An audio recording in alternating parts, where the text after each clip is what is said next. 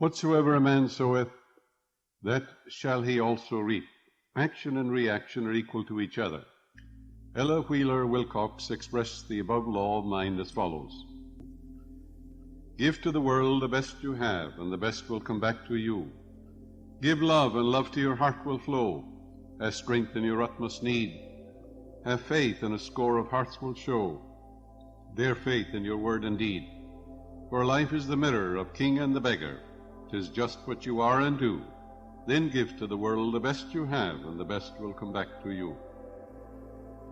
To adjust is to fit, adapt, accommodate, regulate, to put in working order. In order to adjust to life, it is necessary that you become a channel through which the life principle flows freely, harmoniously, joyously, and lovingly.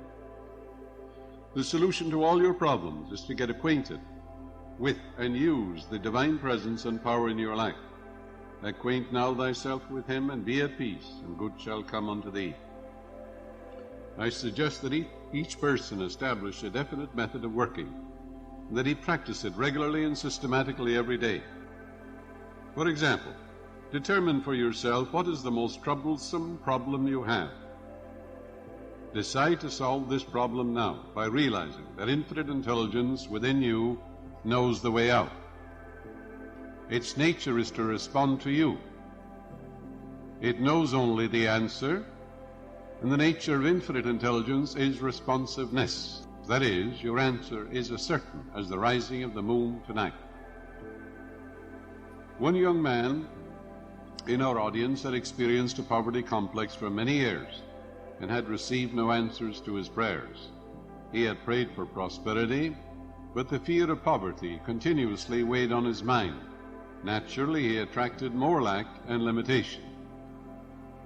Your subconscious mind accepts the dominant of two ideas. This is a law. After talking with him, he learned to pray as follows: I know there is only one source, the life principle from which all things flow. It created the universe and all things therein contained. I am a focal point of the divine presence. My mind is open and receptive. I am a free-flowing channel for harmony, beauty, guidance, wealth, and the riches of the infinite. I know that wealth, health, prosperity, and success are released from within and appear on the without.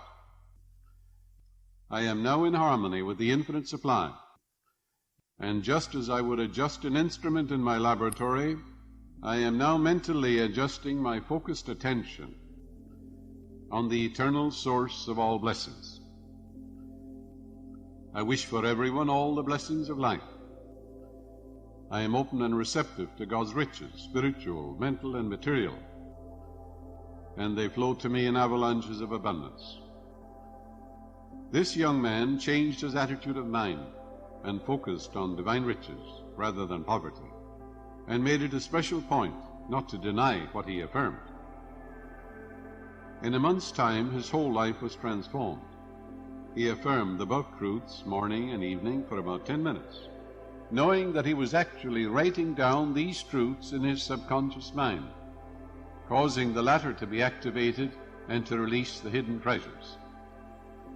Whatever you impress on your subconscious mind is expressed on the screen of space, and your conscious mind is the pen, P-E-N, the thinker, and what you think and feel comes to pass.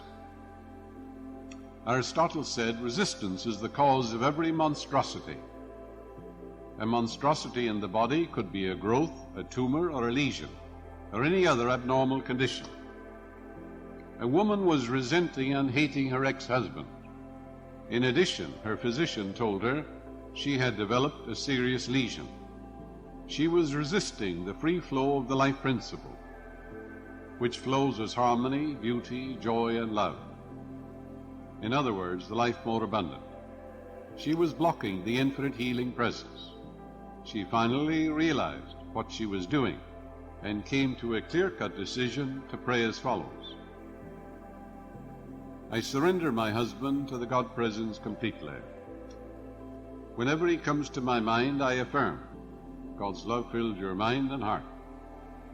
Then she adjusted her mind to the infinite healing presence and claimed frequently, "The infinite healing presence which created me from a cell knows all the processes and functions of my body. It knows how to heal, for I am the Lord that healeth thee, and this healing love fills my mind and heart, and I am made whole and perfect." At the end of 3 weeks she returned for another examination by her doctor, and the lesion had disappeared. Divine love dissolves everything unlike itself. There are people who resist the weather, new ideas, the headlines of the newspapers, and even their neighbors. There always seems to be friction in their mental and physical relationship. Happy is he who trusteth in thee. Adjustment takes place in your own mind when your thoughts are harmonious, peaceful, loving, and based on eternal verities. In other words, when you get along with yourself, you will be able to get along with others. If your habitual thinking is based on resentment, fear, ill will, hostility, self-condemnation, you will project your hostility and animosity onto others, and you will experience very poor relationship in your business, home, or professional work. Learn to be pliable, flexible, and adjustable. If there is someone in your office who is obstreperous, petulant, and fractious, realize you did not create him. Loose him and let him go mentally. You're not responsible for his warped or twisted mentality, and you should realize he has no power to disturb you. It is always the movement of your own thought which disturbs or annoys you. Marcus Aurelius said 2,000 years ago, "If the cucumber is bitter, don't eat it." Very simple, isn't it? Ask yourself, what is my aim in life? Let the answer be peace, harmony, and divine wisdom. Because this is so, identify with your aim and not with the boorishness or surliness of others. Affirm, divine peace and harmony govern me and reign supreme in my life.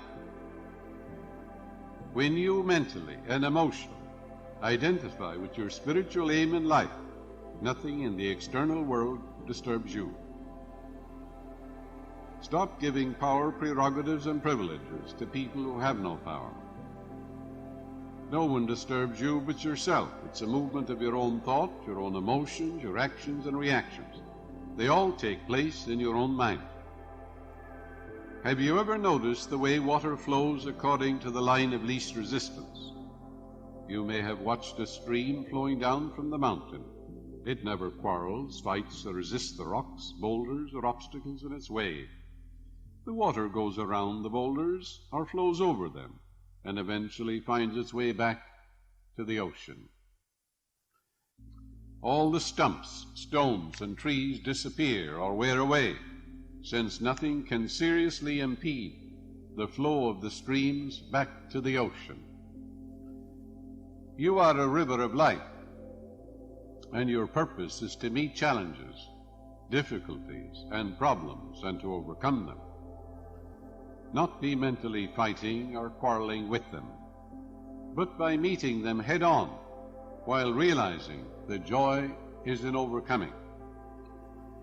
Say to yourself, the problem is here, but infinite intelligence within me is here also. It knows only the answer.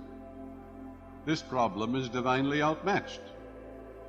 I will grapple with this problem courageously, and through the wisdom and the power of the infinite, I will overcome. With this attitude, you will become victorious, and you will move onward and upward. An engineer whom I know has a wonderful technique for meeting what he calls so-called insuperable obstacles. His constant prayer is, the streams of life, power, wisdom, intelligence, joy, and peace flow through me like a golden river, revealing to me everything I need to know and giving me the strength to complete all assignments in divine order. He has made his adjustment with the life principle, and he has completed every assignment in divine order. Do not try to manipulate or change other people. Permit them to have their political or religious beliefs, their peculiarities, eccentricities, and abnormalities. Judge not, and where you have no judgment, you experience no suffering. Where there is no opinion, there is no suffering, Where there is no judgment, there is no pain. Establish the right relationship to the life principle by realizing the life principle is always seeking to express itself through you as the life more abundant. If you are angry, hateful, resentful, or are engaging in self-condemnation or self-criticism, your foot is on the hose, and the waters of life do not flow through you. These negative emotions get snarled up in your subconscious mind and have negative outlets, such as mental and physical disorders. Become an open channel for the divine presence. Realize you're a focal point of the divine life, and like an electric bulb, you are here to let your light so shine before men that they see your good works, thereby glorifying and revealing your faith in the infinite intelligence and infinite power and infinite life principle within you. A lonely person has shut out friends from his life. He is not in tune with the infinite, and usually is nursing some psychic trauma, saying to himself, I have been hurt before. I will not get friendly with people, lest I get hurt again. All this is foolishness. Every person is an epitome of the divine, and when you exalt the divinity in the midst of you and salute the divinity in others, you will automatically radiate friendship, love, and goodwill to all people, and you will never lack for friends. You must be a friend to have a friend. Do you think the others in your office should change and make the adjustment? There is no one to change but yourself. When you change, your world magically melts in the image and likeness of your contemplation. If married, you and your spouse should adjust to each other's peculiarities and idiosyncrasies, overlooking each other's shortcomings, but focusing on and exalting the qualities which endear you one to the other. If you are in tune with the infinite and full of goodwill to all, there will be no friction or excess tension, and you will have no bodily disturbances. A young woman was resisting life by complaining, I am leading a humdrum existence. I am lonesome, frustrated, and I have no friends. I lead a drab, weary existence. She learned that her thought is creative, and that by thinking along these lines, she was compounding her misery, because whatever we give attention to, the subconscious magnifies.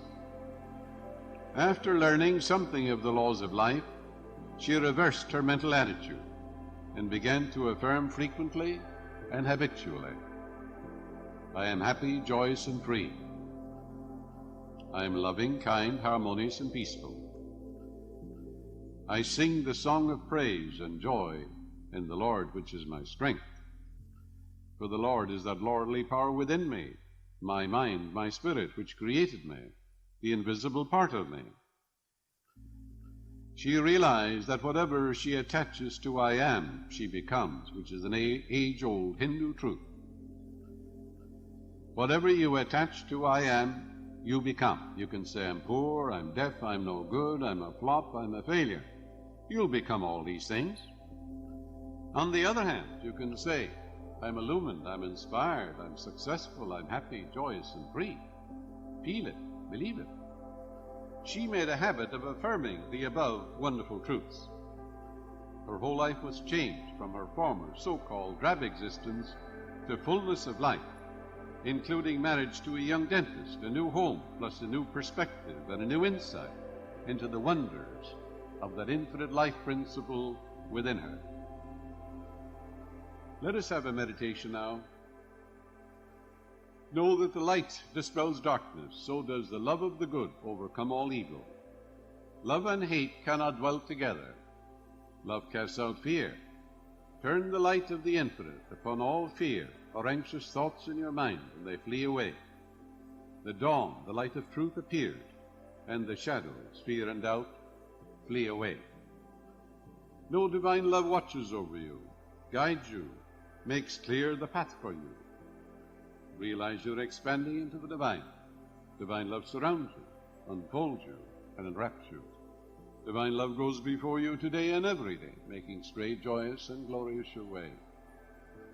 There is a miraculous healing power within you, which made you. This infinite healing presence is flowing through you now, vitalizing, energizing, cleansing, purifying your whole being, so that your whole body dances to the rhythm of the eternal God.